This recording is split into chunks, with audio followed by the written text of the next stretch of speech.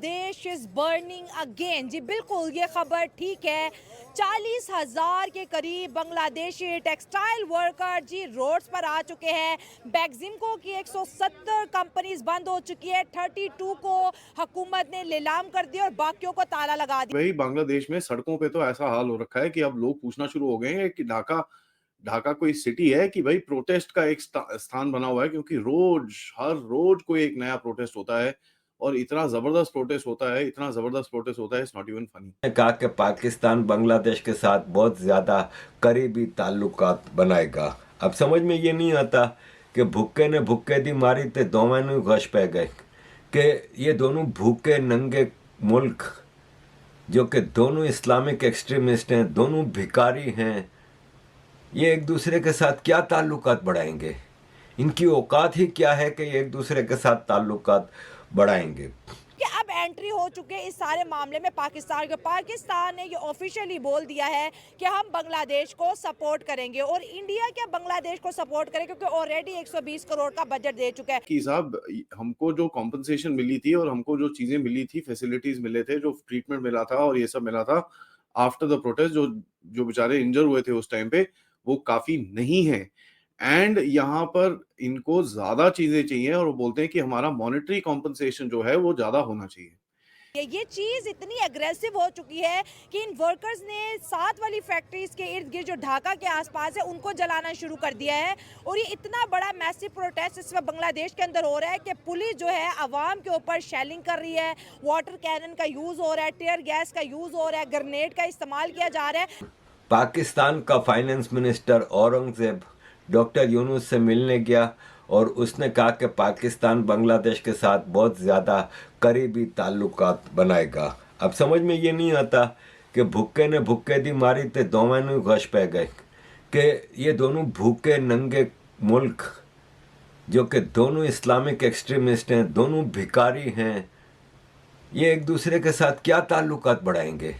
इनकी औकात ही क्या है कि ये एक दूसरे के साथ ताल्लुकात बढ़ाएंगे? पर इनको ज्यादा चीजें चाहिए और वो बोलते हैं कि हमारा मॉनेटरी कॉम्पनसेशन जो है वो ज्यादा होना चाहिए। तो ऑब्वियसली वहां पर इसका कुछ अराजकता सी फैल रही है और कल यूनिस के घर के सामने खड़े होके काफी हद तक काफी मतलब नारेबाजी हुई, काफी प्रोटेस्ट हुआ और पुलिस ने भी रोकने की कोशिश करी, लेकिन बैरिकेड बैरिकेड तोड़ के वो काफी आगे तक पहुंच गए थे।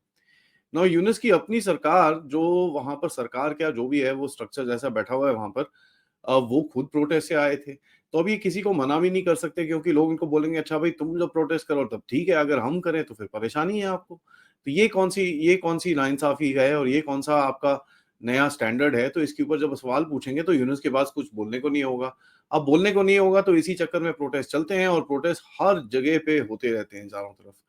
आप देखेंगे रेलवे प्रोटेस्ट हुआ, उसके बाद इनका पोर्ट्स के ऊपर प्रोटेस्ट हुआ। दीज आर मेजर प्रोटेस्ट जिसने बेसिकली इकोनॉमिकली इनको काफी हद तक एक झटका मारा।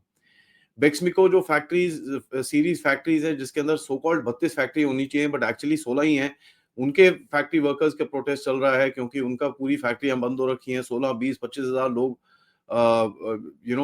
अफेक्ट हो गए हैं।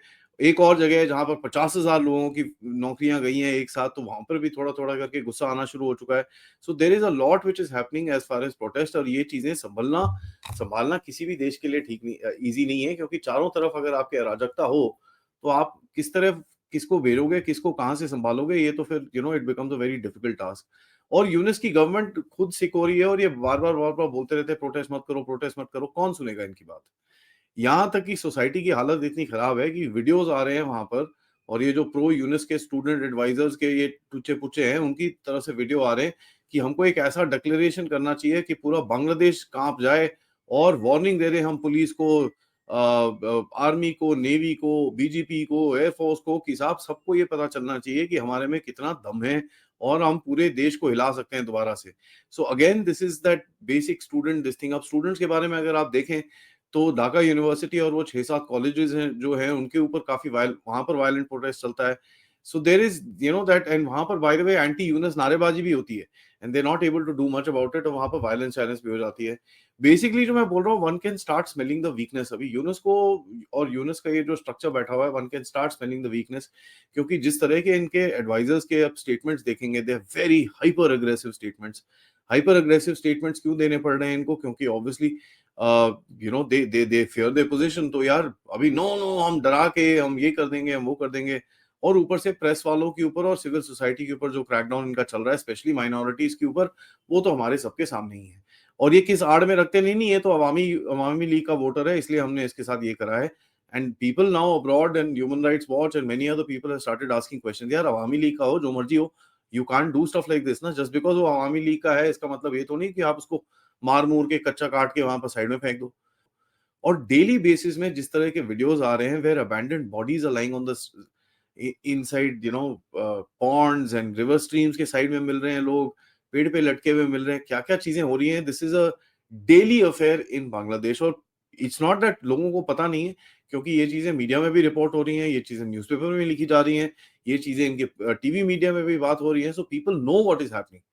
तो ये कितना टाइम इस स्ट्रक्चर को छुपाएंगे, और तभी मैं बोल रहा हूँ कि you can start smelling the sense of weakness. अगर पड़ोसी मुल्क के अंदर गुर्बत होती है, जैसे ये स्ट्राइक की बात करें तो इन्होंने पहले जो है आसपास की फैक्ट्रीज में आग लगाना शुरू कर दी, फिर जो है पब्लिक ट्रांसपोर्ट को आग लगाना शुरू कर दिया, कभी जो है ढाका कॉलेज के जो है स्टूडेंट आग लगाना शुरू हो जाते हैं, प्रोटेस्ट करते हैं, तो कभी ढाका यूनिवर्सिटी के करते हैं, अब ये फैक्ट्री वाले भी आ गए हैं। तो अब ऐसा लगता है कि जो इन्वेस्टर हैं वो तो बांग्लादेश जाने से पहले 100 दफ़ा सोचेंगे कि भाई यहाँ के जो लोग हैं, कभी अडानी कहते हैं मैं आपकी बिजली काट दूंगा, आपने मेरा बिल नहीं दिया हुआ, तो जिसका टका इतना स्ट्रॉन्ग था, अब वो टका ऐसे लग रहा है कि वो भी IMF के दरवाजे पे खड़ा होने वाला है। गुजारिश है, 3-4 क्वेश्चन इकट्ठे हो गए, मैं वन बाई वन एड्रेस करता हूँ। हाँ। सबसे पहला तो रीजनलिज्म की, आपने रीजनल स्टेबिलिटी की बात की कि जो रीजन्स में 7 नेबरिंग कंट्रीज़ हैं, पर्टिकुलरली इंडिया, पाकिस्तान,